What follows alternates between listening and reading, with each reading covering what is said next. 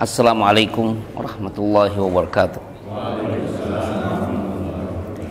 Innal hamdalillah nahmaduhu wa nasta'inuhu wa nastaghfiruh wa na'udzu billahi min shururi anfusina wa sayyiati a'malina may yahdihillahu fala mudhillalah wa may yudlil fala hadiyalah wa ashhadu an la ilaha illallah wahdahu la syarikalah wa ashhadu anna Muhammadan abduhu wa rasuluh, amma ba'd. Jamaah kajian Masjid Al-Muqarrabin, mari kita melanjutkan pembacaan kitab Al-Adabul Mufrad dari hadis yang ke-704. Hadis ini menjelaskan keistimewaan berdoa pada hari Rabu antara duhur dan asar. Ya, hari Rabu. Ya, silakan. Ibrahim bin Al-Munzir menceritakan kepada kami, ia berkata, Sufyan bin Hamzah menceritakan kepada kami, ia berkata, Hafid bin Zaid menceritakan kepadaku, dari Abdurrahman bin Ka'ab, ia berkata, aku mendengar Jabir bin Abdullah berkata, Rasulullah SAW berdoa dalam masjid ini, Masjid Al-Fat, pada hari Senin, Selasa, dan Rabu. Doa beliau terkabul pada hari Rabu yang beliau panjatkan di antara dua sholat. Jabir berkata, tidaklah suatu urusan penting yang menyulitkan dan aku menghadap saat itu lalu berdoa di tempat itu antara dua sholat pada hari Rabu di waktu yang sama di antara dua sholat, melainkan aku tahu doaku terkabul. Iya.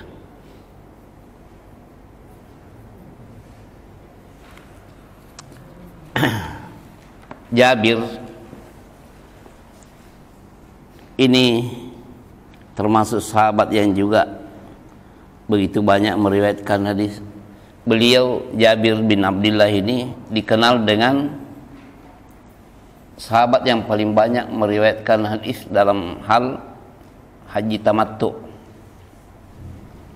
Makanya Syekh Al-Albani rahimahullah ada menulis tentang ini. Haji Nabi SAW sebagaimana yang diriwayatkan oleh Jabir, khusus Jabir saja. Ini juga Jabir bin Abdullah Al-Ansari radhiyallahu anhuma dalam hadis ini meriwayatkan, dia katakan, da'a Rasulullah sallallahu alaihi wasallam fi hadzal masjid, Masjidil Fath. Rasulullah Shallallahu Alaihi Wasallam berdoa di dalam masjid ini, yaitu Masjid Al-Fath. Ini menunjukkan bahwa pada zaman Rasulullah itu di Madinah itu bukan hanya satu masjid, ada Masjid Nabawi sebagai tempat paling ini, artinya beliau mengimami langsung di situ. Ada Masjid Quba ya. Kalau Masjid Qiblatain, dan juga ini Masjid Al-Fath. Walaupun mungkin pada zaman ini Masjid Al-Fath sudah tidak kelihatan, tapi dalam riwayat seperti ini tersebutkan bahwa pada zaman Rasulullah ada Masjid Al-Fath. Allahu Akbar.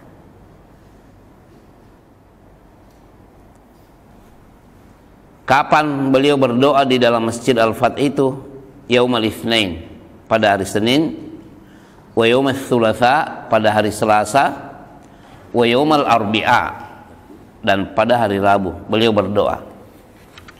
Fastujiba lahu bainas salataini min yaumil Arbi'a, fastujiba, maka dijawab, dikabulkanlah lahu untuk beliau, bainas salataini, di antara dua salat, min yaumil Arbi'a, pada hari Rabu. Qala Jabir kembali berkata, walam yanzil bi, tidaklah turun kepadaku amrun muhimmun, sesuatu urusan yang sangat penting, ghaidun, dan sangat sulit, illa tawakhaitu, melainkan aku sengaja tilka sa'ah, waktu tersebut, waktu berdoa tersebut, yaitu pada hari Rabu antara dua salat. Fada'autullaha, maka aku berdoa kepada Allah, fihi, pada waktu itu, di waktu itu antara maghrib dan baina salataini, di antara dua salat, yaumal arbi'a, pada hari Rabu, fitil kasa'a, pada waktu yang sama, illa araftul ijabah, melainkan aku merasakan, mengetahui adanya doa tersebut dikabulkan, diijabah oleh Allah.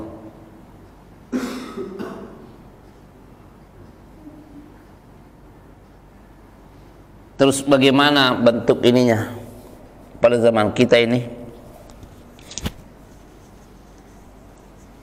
Pada zaman kita bagaimana? Kalau kita mau berdoa, kita ada urusannya, persoalan, atau mungkin selain kita, termasuk kalau ada yang mengeluh, saya ada masalah, masalah apa? Terlilit utang. Saya ada masalah, ada apa? Ribut dengan istri. Ribut apa? Ada pihak ketiga. Nah, ini kan urusan-urusan seperti ini kan membuat tidak tenang, Pak, ya. Ada apa? Orang tua saya sakit. Ya sudah, ini pergi ke masjid pada hari Rabu atau antum sholat duhur, jangan keluar dulu. Gunakan waktu tersebut untuk memanjatkan doa khusus kepada Allah. Begitu juga kalau kita sendiri yang mengalami penyakit. Dan ini menunjukkan pembahasan doa itu sangat ketat dalam tuntunan Rasulullah, dalam arti seperti yang disimpulkan oleh para ulama ahlus sunnah wal jamaah, bahwa doa itu bermanfaat. Jangan pernah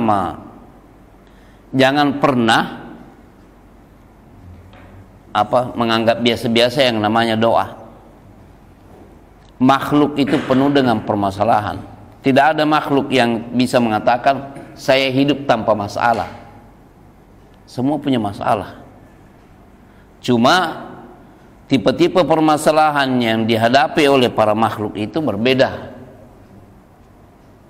Ada yang terkait langsung pada dirinya, masalah ginjal lah, masalah inilah, masalah itulah, masalah jantung lah. Kalau tidak, terkait dengan orang yang menjadi tanggungannya atau orang yang memiliki kedekatan dengannya, kedua orang tuanya, masalah kesehatan, atau saudaranya, atau keluarga dekatnya yang lain, di mana dia memiliki perhatian pada keluarganya, familinya. Karena bentuk silaturahim itu kan saling memperhatikan antar saudara, antar sepupu dan lain-lainnya, diwajibkan silaturahim. Atau jemaahnya, jangan pernah menganggap remeh yang namanya doa.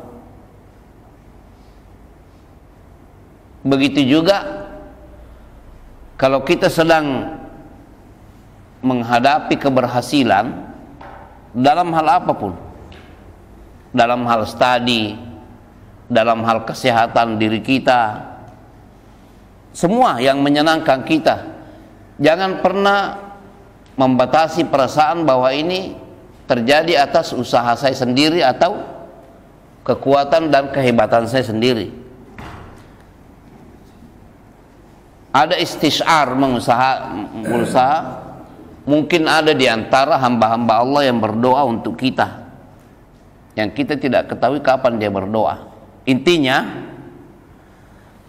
saya mau membaca ini. Saya pada bulan Desember lalu itu, penulis Syekh, murid Syekh Al-Albani ya, namanya Syekh Hussein bin Audah Al-Awaisyah. Beliau memberikan materi kepada kita selama sepekan di Ibnu Hajar School. Sempat saya minta waktunya, ya, karena beliau dalam membawakan materi itu kelihatan memiliki tersendiri ya. Beberapa ini masalah saya bilang, antum ada mensyarah kitab Al-Adabul Mufrad. Ana sampaikan bahwa mengambil manfaat dari kitab antum, dan alhamdulillah di sini beliau katakan tentang hadis tadi ya, berdoa pada hari Rabu antara dua salat. Beliau katakan di sini, ya, di antara pertanyaan ana masalah hadis ini juga. Dia katakan di sini, guru kami Syekh Muhammad Nasiruddin Al-Albani rahimahullah menjawab pertanyaan saya dengan seperti ini. Laula anna sahabi radhiyallahu anhu afadana anna du'a ar-rasul sallallahu alaihi wasallam fil waqt fi dhalikal waqtu min yaumil arbi'a kana maqsudan wa syahidu yara ma la yara al-ghaibu wa laysa al-khabaru kal mu'ayyanah. Laula anna sahabiyya akhbarana bihadzal khabar lakunna qulna hadza qad ittafaqa li Rasulillah sallallahu alaihi wasallam annahu da fastujiba lahu fi dzalikal waqt min dzalikal yaum.